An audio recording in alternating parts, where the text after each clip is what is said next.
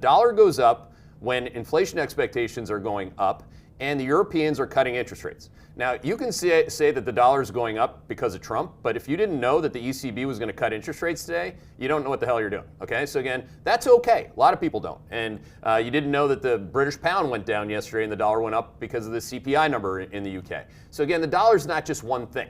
Now, if you need it to be, because that's simpler, that's why a lot of people do narrative economics or narratives in investing, because it's simpler, right? But it's really simplifying the complex that the job is. And the complexity is looking at everything, okay? So when we look at everything, we can see that the dollar certainly reflects that the Fed, in terms of rate cut expectations, we're past the lowest points because we're past the low print on CPI.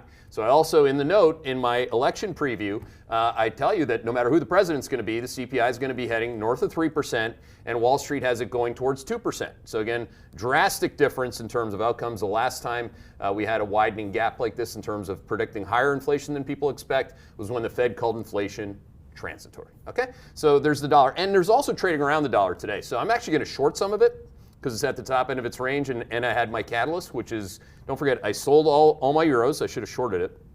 And that's my position. It's still bearish trend on the euro. But the euro is at the low end of the range on a very newsy day. The dollar's at the top end of its range. So even though the dollar says bullish trend, I'd still take one shot because I'm really on the reckless side today. No, that's just what I want to do. I'm going to do it. We'll see how it goes. Be a quick trade, though. Just keep that in mind.